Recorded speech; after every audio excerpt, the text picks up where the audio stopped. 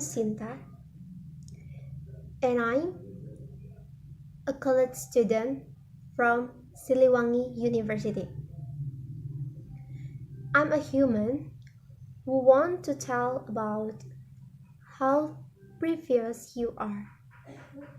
But more than anything, I'm a woman who fed up about self-love.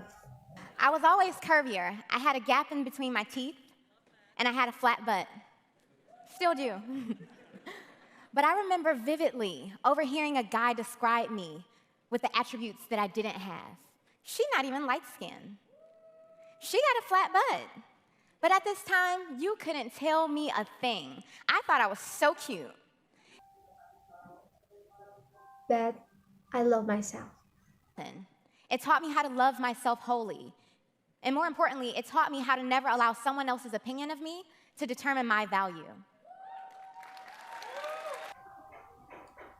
Self-love is a state of appreciation for oneself that grows from action that support our physical, psychological, and spiritual growth.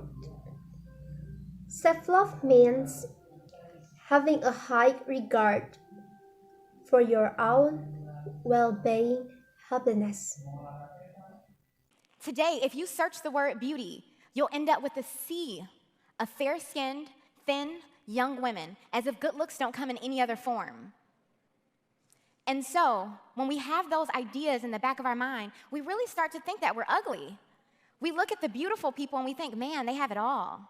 They're rich, they're in love, they're happy, they're successful. And I could have that too if I just changed. We start to think that we're not enough of something, that we're lacking in some areas. That causes us to stifle opportunities for ourselves because we feel as though we don't belong and we don't deserve. And even worse, we extend that low confidence and that lack of confidence and that low self-esteem, we extend that onto our sisters, our friends, our cousins. Because if I'm not enough, she's definitely not enough, right? For years, women were taught that our value was directly linked with our looks, our ability to get married, our ability to have children. And even today, now that women are starting businesses, taking office, taking over the world essentially, we're still relegated to this idea that beauty and our looks are most important. Love yourself. First is stop comparing yourself to others. The second one is don't worry about other opinions. The third is allow yourself to make mistakes. And the last is don't be afraid to let go of the toxic people. But what's attractiveness anyway? And shouldn't it be subjective? Well, yes and no. What's attractive has become a popularized understanding of our cultural footprint. What we as individuals believe is attractive is directly stemmed from our environment. That's why men really just want to marry women just like their moms.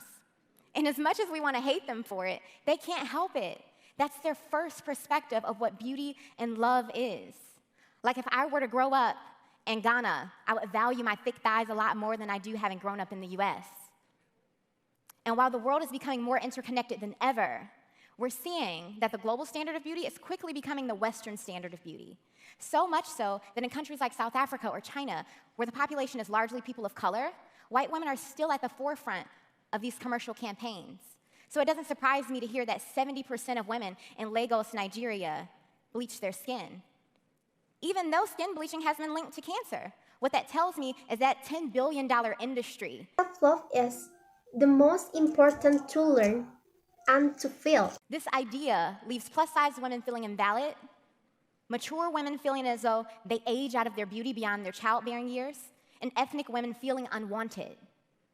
And don't get me wrong, while it impacts women the most, it's not only us who suffer.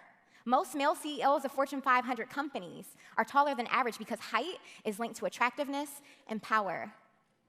This is a multi-generational, gender-neutral issue.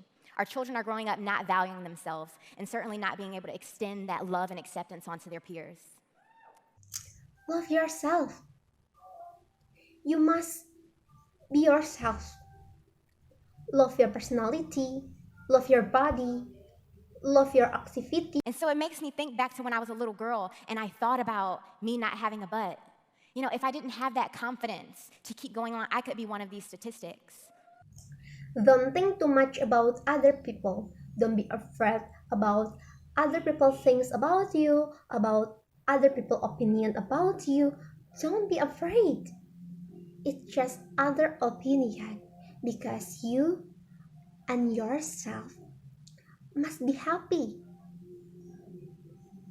Because yourself deserve to be happy. You have to be prepared to go to bat for your identity in this pop culture-driven society. So I challenge each of you, when you go home today, look at yourself in the mirror. See all of you. Look at all of your greatness that you embody. Accept it and love it. And finally, when you leave the house tomorrow, try to extend that same love and acceptance to someone who doesn't look like you. Thank you.